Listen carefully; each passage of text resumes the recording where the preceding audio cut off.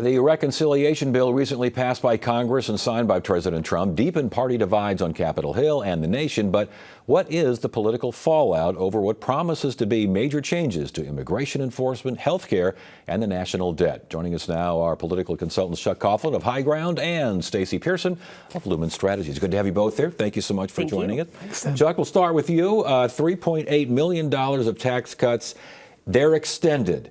This sounds like a Republican thing to do here. You betcha. They're getting their job done of cutting taxes.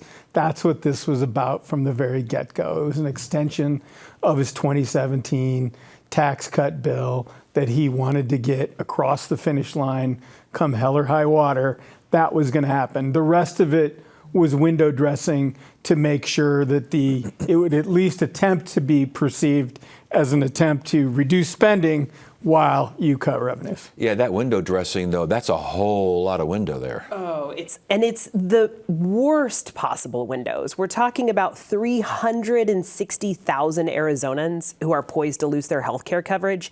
And we're talking the most vulnerable. We're the folks who are gig workers, the guy who dropped you off in your Uber, the guy who delivered your Amazon packages, who are using Medicaid. And the problem is they're not understanding they're on Medicaid. They're on Access. It's what it's named in Arizona. So we've got a population in Arizona that doesn't even know they're about to lose their health care coverage. When we say they're going to lose their health care coverage, is it because of the money involved, because of the work requirements involved, or because of the fact that so many people, as you mentioned, don't know the system, don't know how to get on Medicaid or how to get off it, for that matter? All of the above. I mean, it really is. It's a combination of all of those factors. And it's not just the folks receiving Medicaid. It's the folks that are processing these requests. It's the 30,000 job cuts at the VA that we're going to see by the end of this year. Those are folks processing VA benefits. And as part of that, includes SNAP, includes food stamps for veterans, particularly disabled and underemployed. So I'm glad she pointed out the VA stuff is this year. A lot of this stuff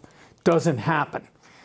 So there's a political calculus. I know that should be a shock to a lot of people, but there's a political calculus involved in this, and that is many of these access cuts will not take place until after the next election. So what he's banking on is an economic stimulus effect from the tax cuts, and then everything's okay. And then the rest of it will begin to take shape after the election. You know, if you look at broadly where he is today, the economy is going fairly well. He's done great on the immigration policies, with the exception of arresting Americans. He has arrested the illegal immigration problem. Big exception. It is, but most of Americans were upset with that. He's got progress on maybe getting the Middle East into a better situation. He could easily pull the rug out from under Vladimir Putin if he desired to. But all of those things, if you look at what's going on, and I'm not trying to be a partisan booster here, but you look at it from a sober perspective, and he's got a lot of good things going on. It has to be considered a winning streak of sorts for him here recently, but there are a lot. I mean, just the idea of adding $3.3 trillion to the debt over the next 10 years, and Republicans are cheering. Republicans in Congress in Arizona voted for it. Are they going to be questioned on that when it comes to election time? Absolutely. And the tax cuts that Chuck's talking about are for the wealthiest among us. It's the folks with the highest household income. And the bottom half are really going to see their checks last less time between Fridays, between payday and payday. And the no taxes on tips, all of these promises that were made in November of last year have not been fulfilled. I want to get back to immigration here real quickly, because Vice President Vance said nothing in the bill compares to ICE money. He said it's all immaterial when it comes against immigration enforcement, because that's a winning strategy for the GOP, is it not? It has been. It certainly has been. And the more that we see their position go too far and them to harass the farm worker or the hotel folks, the more that he goes across that line, the less that this is going to be an issue to run on. And we saw this in Arizona first with Joe Arpaio. Right. We saw when he started to arrest the housekeepers, he went too far. Has he gone too far, President Trump? We're not going to know until 26. We're really not going to know because the guy is a perpetual offensive machine. He's throwing so much at the window every day, and we are all reacting to it like all the time. And if he continues to do that, and a majority of that stuff plays out well, he's got the Democrats on their heels about how to respond to things. I don't doubt what she's saying is very accurate, that it could be very deliberatively bad things that will happen to certain demographic segments of America. But are we going to be paying attention? Are the voters going to be paying attention in a midterm cycle? And the idea of getting things done. He likes to think of himself as a deal maker and he plays the bully.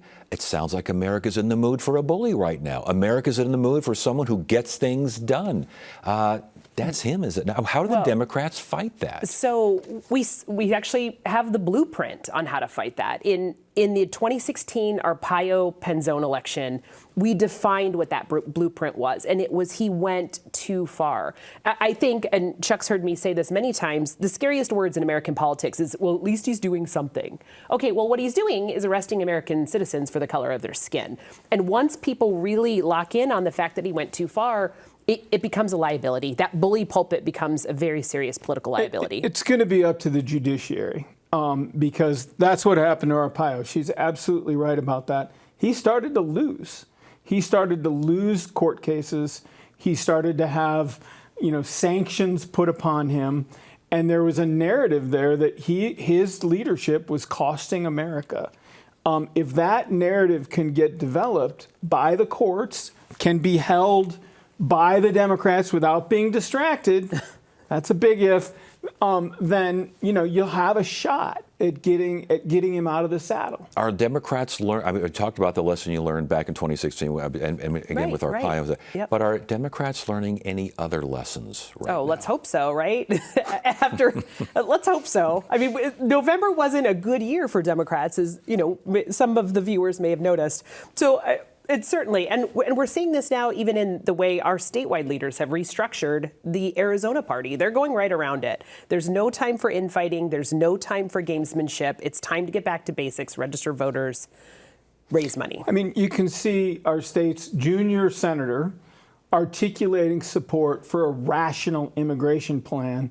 At the same time, he's getting shot at from the left and the right for trying to do arguably what I would think would be the right thing to do.